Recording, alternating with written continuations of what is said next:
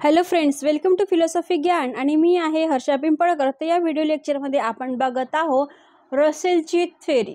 ठीक आहे, आता तुम्ही जर माझे पहिलेचे जर व्हिडिओ नसेल बघितले तर पहिले बघून घ्या, कारण त्यानुसार तुमची कॉन्सेप्ट क्लिअरिटी इथे पूर्ण होणार आहे। आणि हा जो व्हिडिओ असणार आहे हा तिसरा व्हिडिओ असणार आहे आपल्या रसेलच्या थेअरीमध्ये। आणि यामध्ये आपण बघणार आहोत की त्यामध्ये आपण 4 पॉईंट शिकलेलो होतो लास्ट व्हिडिओमध्ये, की तुमची जी संवेदना असते एखाद्या वस्तूकडे बघण्याची, की त्या वस्तूचं ज्ञान कसं होते तुम्हाला, हे आपण या व्हिडिओ लेक्चरमध्ये बघणार आहोत। चला जास्त वेळ न घालविता आपण आपल्या व्हिडिओला सुरुवात करूया।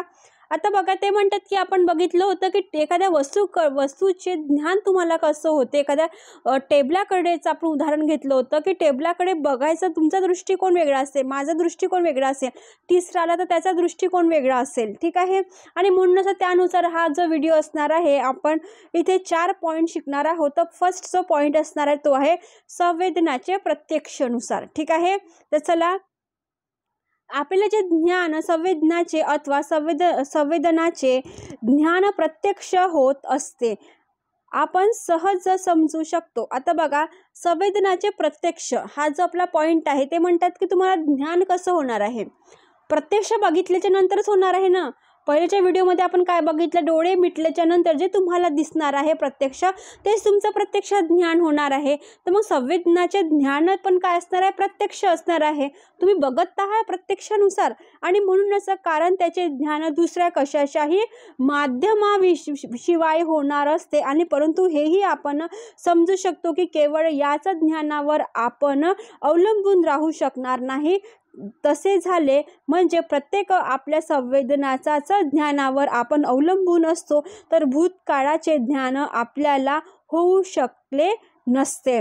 ते म्हणतात की भूतकाळाचं ज्ञानही आपल्याला संवेदनानुसार होऊ शकले असे म्हणते, पण कारण संवेदनाचे ज्ञान नेहमीच वर्तमान काळातील असते किंवा सत्याचेही ज्ञान आपल्याला ज्ञान झाल्यानंतर ते आपल्याला होऊ शकले नसते, कारण सत्याचे ज्ञान अंशा तत्वावर आधारित असते, की जी तत्वे संवेदनाहून भिन्न प्रकारची असतात।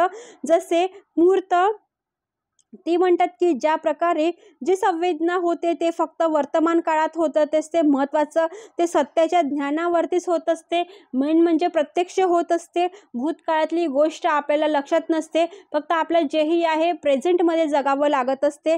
उदाहरणार्थ ते म्हणतात की अमूर्त कल्पना, ॲब्स्ट्रॅक्ट आयडियाज, ज्याला रसेल सामान्य किंवा आपण म्हणून की सामान्य किंवा युनिव्हर्सल म्हणतो, आणि म्हणून केवळ संवेदनाच्या ज्ञानावर आपण अवलंबून राहतो, तर ज्ञानाच्या प्रक्रियेचे योग्य विश्लेषण आपण केले आहे असे आपण समजू शकणार नाही, असे कोण म्हणतात, रसेल म्हणतात संवेदनाच्या प्रत्यक्ष ज्ञानानुसार। सेकंड पॉईंट असणार आहे आपला, ते आहे स्मृतीचे प्रत्यक्ष ज्ञान। आता बघा, ज्ञान संवेदनाच्या व्यतिरिक्त व्यापक अर्थाने स्मृतीच्या सहाय्याने होणारे ज्ञान प्रत्यक्ष ज्ञानाचेच एक उदाहरण मानावे लागणार आहे। कारण काय, तर स्मृतीमध्ये पूर्वग्रहाचा पुन्हा प्रत्यय आपण घेत असतो। म्हणजेच स्मृती म्हणजे आपले मेमरीतली पॉवर असते। अरे आपण कधी कधी बघा जाताना किंवा विचार करताना आपण म्हणतो, अरे मी या व्यक्तीला कुठेतरी बघितलेलं आहे, पण कुठे बघितलं हे नाही माहिती, पण बघितलं आहे हे एवढं आपल्या लक्षात येते, आपल्या मेमरीमध्ये, आपल्या स्मरणशक्तीमध्ये लक्षात राहते। अरे मी हे कुठेतरी केलेलं आहे, कधी कधी वाचलेलं आहे, कुठला जो टेक्स्ट असेल किंवा एखादं उत्तर काढायचं असेल, अरे मी कुठेतरी बघितलेलं आहे, मी कुठे वाचलेलं आहे, असं आपल्या मेमरी पॉवर असते। म्हणजे पूर्वग्रह म्हणजे पहिले झालेलं असते ते आपल्याला नंतर आठवते, आणि म्हणूनच ते म्हणतात की पूर्वानुभव म्हणजे पूर्वी घडलेल्या कोणत्याही अनुभव, अर्थात इंद्रिय अनुभव, आणि त्या अनुभवाचा पुन्हा प्रत्यय, पुन्हा तसा अनुभव मिळते, हे 2 घटक अथवा अवस्था आढळतात। आणि पूर्वी एखादा अनुभव असल्याशिवाय त्याचा पुन्हा प्रत्यय होऊ शकत नाही, याचे स्मरण होऊ शकत नाही, असे इथे आपण समजू शकतो। म्हणजे कुठेतरी पहिले बघितलेलं आहे, पूर्वग्रहामध्ये झालेली घटना आहे, नंतर आपल्याला आठवते। एखाद्या दिवशी तुम्ही असेच बसले राहता, तुम्हाला एकदम स्माईल चेहऱ्यावरती निघत असते, म्हणजे तुम्हाला पहिलेचं काहीतरी आठवत असते, त्याची ते स्माईल आहे तुमच्या चेहऱ्यावर इथे दिसत असते, असं त्यांना म्हणायचं। म्हणजे स्मृती प्रत्यक्ष कसं असलं पाहिजे ना, म्हणजे रसेलची जे प्रत्यक्ष ज्ञानाची जी गोष्ट केलेली आहे त्यांनी या सगळ्या लेवलच्या इथे गोष्टी केलेल्या आहे क्रमाक्रमानुसारच। आणि म्हणूनच अर्थातच असा पुन्हा प्रत्यय प्रत्यक्षाचा असतो, तर त्याला कशाचाही मध्यस्थी नसते। म्हणजे पूर्वीचा अनुभव पुन्हा प्रत्ययाची मध्यस्थिती ठरू शकत नाही, कारण पुन्हा प्रत्यय येत असताना आपल्याला पुन्हा प्रत्ययाचेच ज्ञान होत असते। ते म्हणतात की याच्यामध्ये कुठल्याही मध्यस्थीची गरज नाही आहे, की आपल्याला जे हे ज्ञान असे पूर्व झालेले आहे म्हणूनच ते आपल्याला प्रत्ययानुसार येत असते, त्याची आयडिया येत असते आणि पूर्वानुमानाचे होत नसते। तर जसं हात भाजला, ठीक आहे, हात भाजण्याचे स्मरण होत असताना आपला हात भाजत नसतो, तर पूर्वी भाजलेल्या अनुभवाचा पुन्हा प्रत्यय मिळत असतो। अशा ज्ञानामुळेच म्हणजे स्मृतीच्या सहाय्याने होणाऱ्या प्रत्यक्ष ज्ञानामुळेच आपल्याला भूतकाळाचे ज्ञान होत असते। बघा किती सुंदर त्यांनी सांगितलेलं असणार आहे। ते म्हणतात की जेव्हा तुमचा हात भाजलेला असणार आहे तर तुम्हाला हात भाजला म्हणून तुमचं जे पहिले हात भाजलेला असतं ते तुम्हाला चटका लागला असते, किंवा आपण बघा पोळी करत असतो ताव्यावरती, तर कधी कधी त्याची वाफ जी आहे आपल्या हातावरती येत असते, आपल्याला हातावरती फुगवटा येत असते, हो ना, आपला हात असा फुगलेला असतो। आणि म्हणूनच तुमचं जर एखाद्या वेळेस झालेलं असेल अरे, तर तुम्हाला पहिलेच आठवेल, अरे बापरे माझ्या हातावरती पोळीची वाफ आली होती आणि त्याच्याने माझा काय झालेलं तर हात भाजलेला होता, असं त्यांना इथे पूर्वी स्मृतीमध्ये ते पूर्वग्रह झालेलं आहे ते तुम्हाला स्मरण होत असते, ठीक आहे। नंतर तिसरा जो पॉईंट असणार आहे ते आहे आत्मनिरीक्षणाने, ठीक आहे। तर याच्यामध्ये प्रत्यक्ष ज्ञान जसे स्मृतीच्या सहाय्याने होणारे ज्ञान प्रत्यक्ष असते, तसेच आत्मनिरीक्षणाने होणारे ज्ञानही प्रत्यक्ष असते। आत्मनिरीक्षण म्हणजे काय, तर तुम्ही एखाद्याचं ऑब्झर्वेशन करता, ठीक आहे।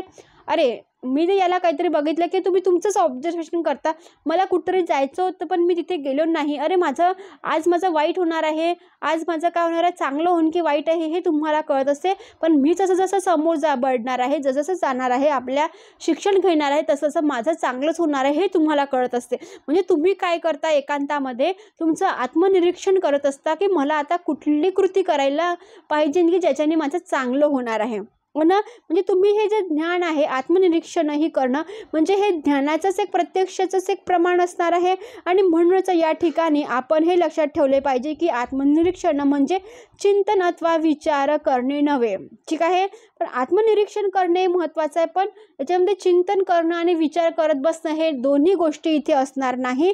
आणि आंतरिक अवस्थांचे मानवी अवस्थांचेच केलेले हे एक निरीक्षण असते, त्यांचा मिळालेला केवळ एक अनुभव होय असं आपण इथे म्हणू शकतो।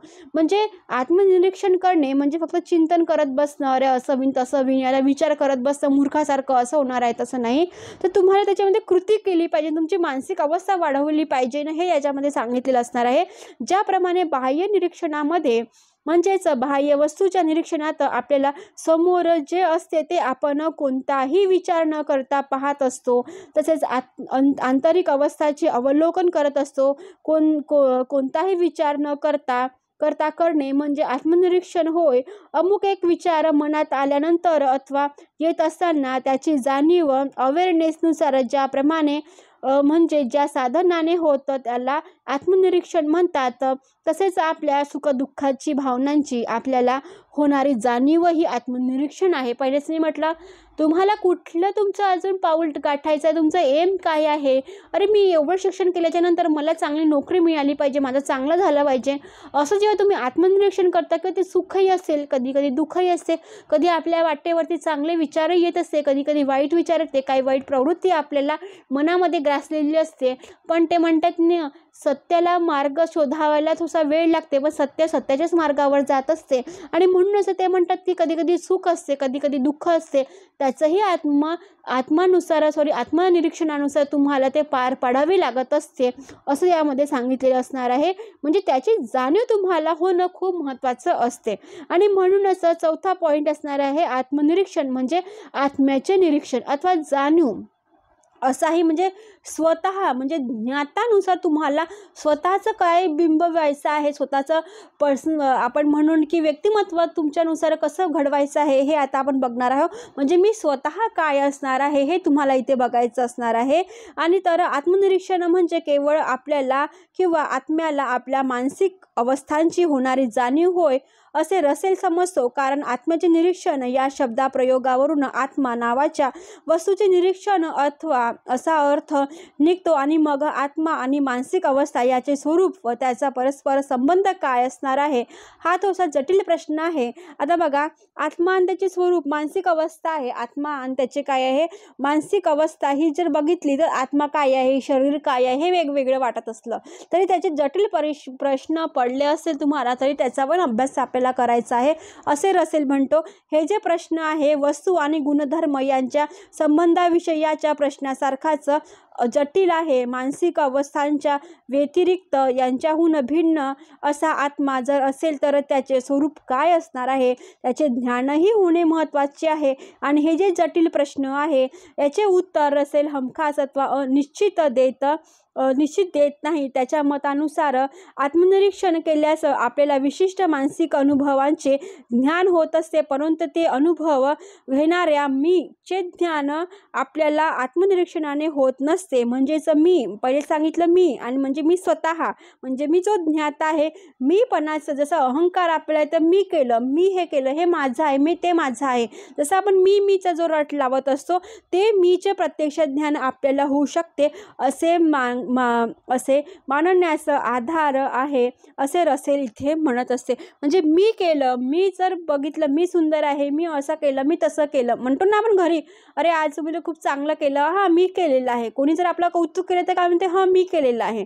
चांगले पर्सेंटेज मिळेल तर हां माझा पेपर चांगला गेलेला आहे. म्हणजे जो मीपणा आहे, स्वार्थपणाचा जो भाव आहे, अहंकाराचा भाव आहे, हे यामध्ये आपल्याला आत्मनिरीक्षणानुसार कळत असते, तुमच्या जाणीवेनुसार कळत असते, असं कोण म्हणते, रसेल म्हणत असते. आणि हा जो आधार स्पष्ट करण्यासाठी रसेल असा प्रश्न उपस्थित करतात की विशिष्ट मानसिक अवस्थेचे प्रत्यक्ष ज्ञान होणे म्हणजेच काय होय, तर याची त्याला जेव्हा जाणीव होते तेव्हा काय होत असते, ही याची जे भाव आहे, हे जे भावनात्मक असते त्या प्रतिबिंबित करावयाचं. ते म्हणतात की फर्स्ट आहे, मला सूर्य दिसतो, बरोबर आहे, सगळ्यांना दिसतो सूर्य, म्हणजे सूर्याचा जसे मला सूर्य दिसतो 2 अवस्था यानुसार मला अनुभव मिळतो, म्हणजेच मला जे संवेदनाचे ज्ञान होते ते सूर्याशी संबंधित असते. बघा, म्हणजे तुम्हाला सूर्य दिसतो, तुम्ही उठल्यानंतर तुम्हाला सूर्य दिसतं, बरोबर आहे, म्हणजे काय होणार, त्याचे प्रत्यक्ष ज्ञान होणार आहे. ते प्रत्यक्ष ज्ञान कसे होणार आहे, तर ते होणार आहे आपल्याला संवेदनाच्या द्वारे होणार असणार आहे. सेकंड पॉईंट आहे, ते म्हणतात की हा जो अनुभव आपल्याला संवेदनाच्या सहाय्याने मिळतो त्याची मला जाणीव होते. आणि थोडक्यात कोणताही अनुभव घेत असताना त्याची जाणीव होणे महत्त्वाचं असते. आणि आता या ठिकाणी असा प्रश्न उपस्थित होतो की जाणीव कोणाला म्हणता येईल, किंवा अर्थात ही जाणीव काय आहे. ठीक आहे, म्हणजे जाणीव, संवेदना म्हणजे जाणीव काय आहे, हा महत्त्वाचा प्रश्न इथे आपल्याला उद्भवणार आहे. आणि रसेल हे जे आपल्या थ्योरीमध्ये यांनी एवढी प्रत्यक्षाच्या ज्ञानाबद्दल जी गोष्ट केलेली आहे, तर हे फक्त एका त्यांची टिकणारी जी अवस्था आहे ते एका जाणीववरती येऊन पोहोचलेली असणार आहे की तुम्हाला ज्ञान तर होत आहे, संवेदनानुसार होत आहे, आत्मनिरीक्षण होत आहे, मी स्वतः पण आहे त्याच्यामध्ये. ठीक आहे, एवढ्या प्रकारे तुम्हाला ज्ञान होत आहे, प्रत्यक्षाद्वारे ज्ञान होत आहे. पण जे तुम्हाला झालेलं जी संवेदना आहे हे कशावरती लटकलेली आहे, आता आपली फक्त एका जाणीवेवरती इथे आपल्याला बघायला मिळणार आहे. आणि म्हणूनच रसेल म्हणतात की थोडक्यात प्रत्यक्ष ज्ञान म्हणजे काय, त्याचे ते म्हणतात की फर्स्ट आहे बाह्य विषयाची संवेदना ज्यामुळे शक्य होतात असे संवेदन. बाह्य, आता बघा आंतरिक कोणाच्या मनात जाऊन तुम्ही बघता का याच्या पोटात काय आहे, बरोबर आहे. तुमचा फ्रेंडही असेल तर तो तुमचं चांगलं बोलत असेल तर त्याच्या मनात तुमच्याबद्दल वाईट असेल तर तुम्ही बघता का, नाही. तुम्ही बाह्य वस्तू बघता. तुम्ही कॉलेजमध्ये गेल्यावरती वेगवेगळ्या वस्तू बघत असता, घरी आल्यावरती वेगवेगळ्या वस्तू बघत असता, तुम्ही बाहेर गेल्याच्या नंतर जेव्हा तुम्ही बघत असता तेव्हा वेगवेगळ्या वस्तू बघत असता. म्हणजे तुम्ही आंतरिक बघता की बाह्य बघता, तर तुम्ही बाह्य बघत असतात. ठीक आहे, जगामध्ये काय आहे, संसारामध्ये काय आहे, घरामध्ये कुठल्या वस्तू आहे, TV काय आहे, बाह्य आहे, फ्रीज काय आहे, बाह्य वस्तू आहे. ठीक आहे, हे कशामुळे होते, संवेदनामुळे होते. ठीक आहे, जाणीवेमुळे होत असते. दुसरं आहे आंतरिक अवस्थांच्या आत्मनिरीक्षणाच्या सहाय्याने होणारे ज्ञान, जसे सुखदुःखाची भावना, विचार वगैरे. आता बघा, सुखदुःखाची भावना हे आत्मनिरीक्षण आहे. आता मला रोज दुःख झालेलं आहे, 2 लिटर झालेलं आहे का, 3 किलो झालेलं आहे का, 3 पाव झालेलं आहे का, 1 पाव झालेला आहे, हे मी सांगू शकते का वजनाद्वारे. अरे मला आज नाही का खूप दुःख झालेलं आहे, मला काय होत आहे, खूप दुःख झालं तर मी तुम्हाला एखाद्या किलोमध्ये मोजून दाखवू का? असं होणार आहे का? नाही ना. तर ते म्हणतात की सुख तसंच आहे. अरे आज मी खूप हॅपी आहे, मला आज खूप चांगलं वाटत आहे, तर मी तुम्हाला हे काय करते, मोजून दाखवते मी मला किती चांगलं वाटत आहे, माझ्याकडे किती सुख आहे. असं होणार आहे का? नाही. तर हे काय आत्मनिरीक्षणानुसार होणार आहे. तुमचे स्वतःचं जे निरीक्षण आहे, आंतरिक निरीक्षणानुसार होणार आहे की तुम्हाला आज चांगलं वाटत आहे की वाईट वाटत आहे, तुमचं सुख आहे की आज तुम्हाला दुःखी आहे, तुम्ही सॅड आहात का तुमचं एकदम हॅपीनेस आहे, हे तुम्हाला आंतरिक त्याच्या दृष्टिकोनातूनच मिळणार आहे, असे कोण म्हणतात? रसेल म्हणतातच. हेच ते काय आहे, जाणीव आहे. ठीक आहे.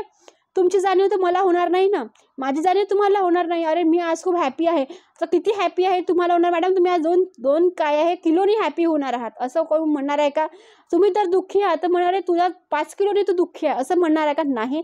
त्यांचं जे सुख दुःख आहे हे जाणीवेवरती अवलंबून असते, असे रसेलला सांगायचं आहे. आणि ते म्हणतात की आंतरिक अवस्थांचे हे आत्मनिरीक्षण आहे, हे तेच तुम्हालाच फक्त बघायचं असणार आहे. चौथा पॉईंट आहे स्मृतीच्या सहाय्याने बाह्य वस्तूचे अथवा आंतरिक अवस्थांचे होणारे ज्ञान. आता स्मृती मेमरी लेवल बघितलेलं आहे, बाह्य वस्तूचे किंवा आंतरिक अवस्थांचे दोन्हीचे ज्ञान होत असते त्याच्यामध्ये. आणि हे ज्ञान कसं असलं पाहिजे म्हणतात? वर्तमानामध्ये असलं पाहिजे, प्रेझेंटमध्ये असलं पाहिजे. चौथ्या पॉईंटमध्ये सांगितलेलं की आत्मचे निश्चित जरी नसले तरी संभाव्य प्रत्यक्ष ज्ञान असतात. आणि वरील जो विषय अथवा वस्तू अस्तित्वात आहेत परंतु अस्तित्वात नसलेल्या काही तत्वाचेही ज्ञान आपल्याला प्रत्यक्ष होत असते, असे रसेल समजते. आणि अशा तत्वात जो सामान्याचा अंतर्भाव इथे ते करत असते. म्हणजे या व्हिडिओ लेक्चरमध्ये आपण पूर्ण काय बघितलेलं असणार आहे, जे 4 पॉईंट होते पहिलेच्या व्हिडिओमध्ये जे मी तुम्हाला सांगितलेले होते, तेच मी इथे पूर्ण संवेदनाचे प्रत्यक्ष ज्ञान कसं असलं पाहिजे, स्मृतीचे प्रत्यक्ष ज्ञान कसे होते, आत्मनिरीक्षणाचे ज्ञान कसे होत आहे, आणि आत्मनिरीक्षण म्हणजे मी स्वतः म्हणजे मी जो ज्ञाता आहे तो मी कसा असणार आहे, हे सगळं या व्हिडिओ लेक्चरमध्ये मी पूर्ण केलेलं असणार आहे. प्रत्यक्ष ज्ञानाची थेअरी जी आहे रसेलची, तुम्ही प्रॉपर तरीकेने आपल्या बुकमध्ये इथे नोट्स काढू शकता, त्याप्रमाणे मी ज्या व्हिडिओ घेऊन आलेली होती.